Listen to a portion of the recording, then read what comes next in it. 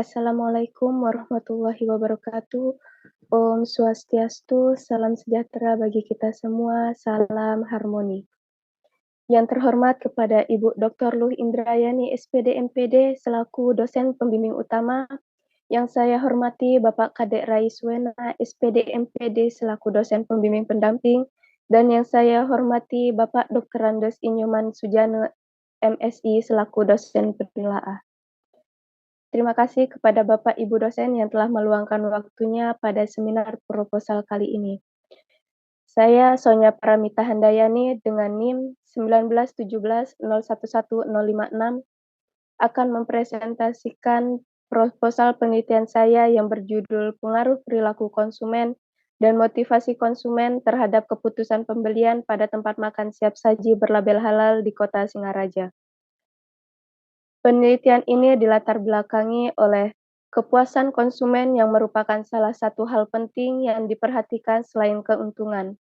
Menurut Selvia et al. Pada tahun 2020, menjelaskan bahwa perilaku konsumen merupakan hal-hal yang berkaitan dengan pemilihan, pembelian, dan produk yang digunakan untuk memenuhi kebutuhan setiap individu.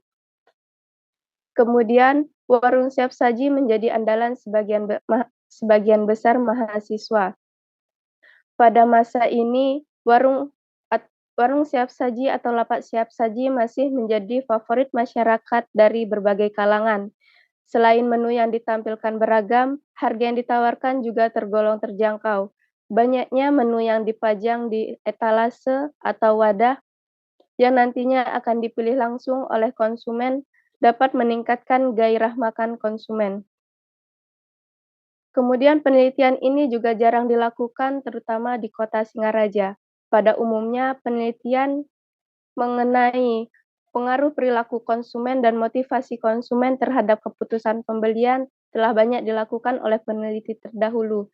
Namun yang berkaitan dengan logo halal khususnya di Kota Singaraja hampir belum dapat ditemui.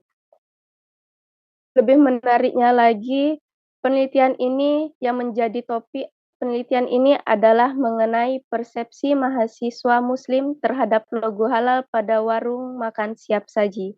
Oleh karena itu, aspek halal di sini juga dijelaskan karena terdapat aspek perilaku konsumen mengenai kepercayaan.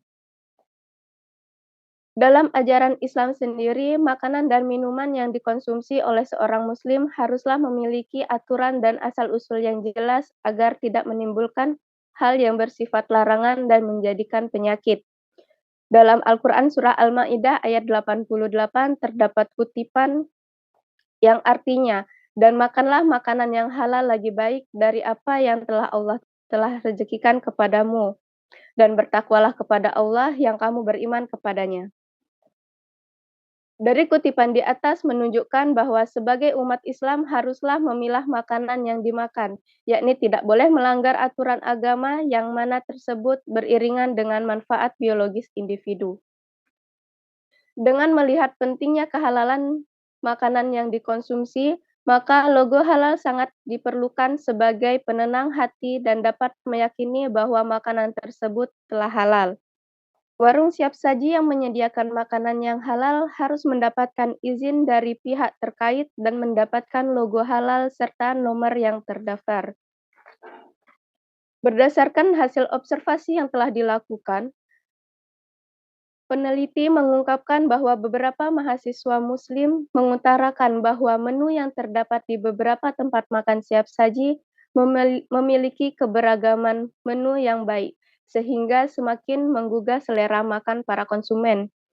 Makanan siap saji menjadi favorit masyarakat dan mahasiswa juga karena harganya yang ditawarkan cukup terjangkau. Menu yang ditawarkan juga memiliki porsi yang menyenangkan. Dari pengutaraan tersebut dapat diketahui bahwa mahasiswa sering melakukan pembelian pada tempat makan siap saji. Namun, dan yang menjadi masalah dalam penelitian ini adalah apakah mahasiswa Muslim hanya membeli makanan tersebut karena keunggulan yang disebutkan tadi daripada label halalnya. Kemudian yang selanjutnya yaitu tujuan dari penelitian. Penelitian ini memiliki 3 tujuan. Yang pertama yaitu untuk mengetahui sejauh mana perilaku konsumen berpengaruh secara parsial terhadap keputusan pembelian pada tempat makan siap saji berlabel halal di Kota Singaraja. Yang kedua yaitu untuk mengetahui sejauh mana motivasi konsumen berpengaruh secara parsial terhadap keputusan pembelian pada tempat makan siap saji berlabel halal di Kota Singaraja. Dan tujuan yang terakhir yaitu untuk mengetahui sejauh mana perilaku dan motivasi konsumen berpengaruh secara simultan terhadap keputusan pembelian pada tempat makan siap saji berlabel halal di Kota Singaraja. Kemudian yang selanjutnya yaitu ada manfaat penelitian. Manfaat penelitian ini terdapat dua manfaat. Yang pertama yaitu manfaat teoritis, di mana penelitian ini dapat dijadikan referensi atau tambahan informasi bagi penelitian lain. Yang kedua yaitu manfaat praktis, di mana secara praktikal dapat bermanfaat kepada warung makan siap saji berlabel halal untuk menjadikan bahan pertimbangan atau bahan tinjauan untuk meningkatkan penjualan. Selanjutnya yaitu deskripsi teoritis. Definisi keputusan pembelian dari Kotler dan Keller pada tahun 2009 mengungkapkan bahwa keputusan pembelian dapat diartikan sebagai sebuah tindakan pembeli untuk memilah-milah produk dalam suatu kesamaan dan memutuskan membeli produk yang disukainya. Adapun indikator dari keputusan pembelian, menurut Amalia pada tahun 2021 menyebutkan bahwa indikator keputusan ada 4. Yang pertama yaitu kebutuhan untuk membeli produk, di mana konsumen melakukan pembelian. Konsumen akan memilih kebutuhan dari yang paling penting terlebih dahulu dibandingkan dengan alternatif yang tersedia. Kemudian indikator yang kedua yaitu sumber informasi, di mana setiap konsumen akan memiliki urutan produk yang diinginkan. Untuk memenuhi kebutuhan dan keinginan tersebut, konsumen akan mencari tahu mengenai hal tersebut yang bisa didapatkan dari bahan bacaan, dari bertanya kepada orang lain, dan mengunjungi toko tersebut untuk mempelajari produk tertentu yang diinginkan. Dan indikator yang ketiga yaitu mengevaluasi produk dari berbagai alternatif. Konsumen akan melakukan evaluasi dari berbagai alternatif. Terdapat 3 konsep yang mendukung. Yang pertama yaitu konsep akan memenuhi kebutuhannya. Yang kedua yaitu konsumen akan mencari manfaat dari solusi alternatif yang ada. Dan yang ketiga yaitu konsumen akan menggolongkan produk yang sedang dibutuhkan dan produk yang diyakini. Dan indikator yang terakhir yaitu melakukan pembelian produk. Konsumen yang telah memiliki kesimpulan dan meyakini produk yang telah dipilih, konsumen akan melakukan keputusan pembelian terhadap produk yang diyakini. Selanjutnya yaitu definisi perilaku konsumen menurut Michael dan Becker pada tahun 1973.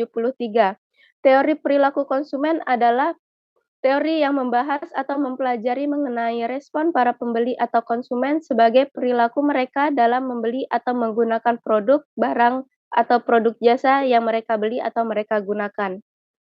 Kemudian, adapun indikator perilaku konsumen menurut Hanum dan Hidayat pada tahun 2017, dalam penelitiannya terdapat 4 indikator perilaku konsumen. Yang pertama yaitu faktor budaya yang meliputi keinginan dan perilaku yang dipelajari di lingkungan masyarakat, subbudaya yang meliputi kebangsaan, ras, agama, kelompok, daerah, dan berdasarkan kelas sosial. Kemudian yang kedua yaitu faktor sosial yang mempengaruhi perilaku konsumen adalah sekelompok orang yang memiliki tujuan serupa, lingkungan keluarga yang berunjuk pada kebutuhan dan pilihan yang sama. Selain itu, status sosial dan posisi seseorang di lingkungannya. Yang ketiga yaitu faktor pribadi yang meliputi usia atau situasi hidup, situasi ekonomi, pekerjaan, gaya hidup, dan kepribadian. Dan yang terakhir yaitu faktor psikologi, di mana faktor ini terdiri atas dorongan dalam diri individu itu sendiri untuk membeli sesuatu berdasarkan persepsi, pembelajaran, keyakinan, dan sikap individu itu sendiri. Kemudian yang terakhir ada definisi motivasi konsumen menurut Skifman dan Kanu pada tahun 2000. Motivasi dapat dijelaskan sebagai suatu aktivitas yang memberikan tekanan dalam diri individu untuk memenuhi suatu hal atau melakukan suatu aksi. Adapun indikator motivasi konsumen menurut Dasuki pada tahun 2005, yang pertama harga produk, kualitas produk, ketersediaan produk, dan yang terakhir tren terhadap produk di lingkungan sosial. Kemudian ada pun faktor-faktor yang mempengaruhi keputusan pembelian menurut Angel et al. Pada tahun 1995. Yang pertama yaitu faktor perbedaan individu yang terdiri dari sumber daya konsumen, motivasi konsumen, keterlibatan, pengetahuan, sikap, kepribadian, gaya hidup, dan demografi. Kemudian yang kedua yaitu proses psikologis yang terdiri dari perilaku konsumen, pengolahan informasi, pembelajaran, dan perubahan sikap. Dan faktor yang terakhir yaitu faktor lingkungan yang terdiri dari situasi, kelas sosial, pengaruh pribadi, dan budaya, serta keluarga. Selanjutnya yaitu kerangka berpikir dan hipotesis. Kerangka berpikir menggambarkan penelitian berpengaruh antara variabel bebas, yaitu perilaku konsumen dan motivasi konsumen, dengan variabel terikatnya, yaitu keputusan pembelian. Dalam gambar telah disusun dalam bentuk bagan penelitian, di mana diketahui dan didapatkan 3 hipotesis. Yang pertama yaitu adanya pengaruh perilaku konsumen terhadap keputusan pembelian. Kemudian hipotesis kedua yaitu adanya pengaruh motivasi konsumen terhadap keputusan pembelian. Dan hipotesis ketiga yaitu adanya pengaruh perilaku konsumen dan motivasi konsumen terhadap keputusan pembelian. Yang selanjutnya, lokasi, populasi, dan sampel penelitian. Yang pertama yaitu lokasi penelitian. Penelitian ini dilakukan di Kota Singaraja, tepatnya di Jalan Abimanyu, lingkungan Kampus Tengah Undiksa, dan Jalan Tasbih, lingkungan Kampus Bawah Undiksa. Adapun populasi dari penelitian ini yaitu mahasiswa muslim yang berkuliah di Undiksa dengan jumlah 1.613 orang. Kemudian yang selanjutnya yaitu sampel penelitian. Sampel merupakan bagian dari karakteristik yang mewakili populasi. Terdapat kriteria sampel untuk penelitian ini. Yang pertama yaitu mahasiswa Undiksa yang beragama Islam dan mahasiswa Undiksa yang berkuliah di Undiksa pada 4 angkatan terakhir, yaitu angkatan tahun 2019, angkatan tahun 2020, angkatan tahun 2021, dan angkatan tahun 2022. Yang selanjutnya ada teknik dan rumus sampel. Penelitian ini menggunakan teknik purposive sampling, di mana menggunakan beberapa kriteria atau pertimbangan tertentu dengan membagi populasi menjadi beberapa tingkatan. Adapun rumus sampel pada penelitian ini, di mana sampel per angkatan sama dengan jumlah per angkatan dibagi jumlah total mahasiswa dikali total sampel maksimal. Jumlah sampel bergantung pada jumlah indikator yang digunakan dikali 5 sampai dengan 10.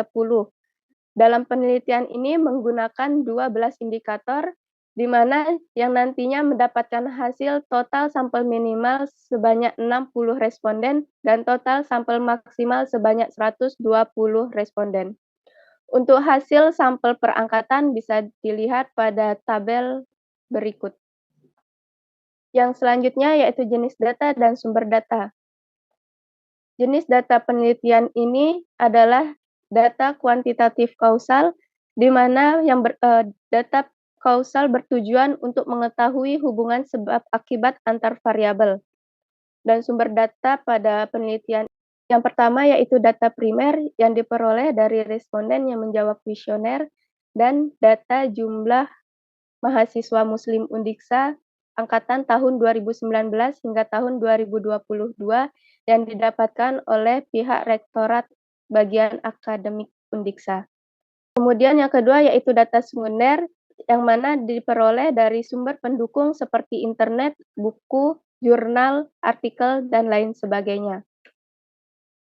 Kemudian yang selanjutnya yaitu metode pengumpulan data. Metode pengumpulan data dalam penelitian ini adalah menggunakan metode kuesioner atau angket yang nantinya akan dijawab oleh responden dengan mengisi kuesioner secara online dalam bentuk Google Form. Kemudian yang terakhir yaitu metode dan teknik analisis data. Penelitian ini menggunakan metode dan teknik analisis data yakni analisis regresi linier berganda. Sebelum itu, perlu dilakukan uji asumsi klasik yang di mana terdapat 3 pengujian data. Yang pertama yaitu uji normalitas, di mana uji ini menguji model regresi berdistribusi normal atau tidaknya. Kemudian yang kedua yaitu uji multikolinearitas yang menunjukkan apakah terdapat korelasi antara variabel dalam model regresi. Model regresi yang baik seharusnya tidak terjadi korelasi antar variabel bebas. Kemudian yang terakhir yaitu uji heteroskedastisitas yang menguji ketidaksamaan varians dari residual satu pengamatan ke pengamatan yang lainnya. Model regresi yang baik adalah homoskedastisitas. Kemudian barulah dianalisis regresi linier berganda, di mana analisis ini digunakan untuk memproyeksi dan mencari pengaruh dan hubungan terhadap variabel keputusan pembelian. Cukup sekian presentasi proposal penelitian yang saya sampaikan. Mohon saran dan masukan dari Bapak Ibu dosen. Terima kasih. Wassalamualaikum warahmatullahi wabarakatuh. Om Santi Santi Santi Om.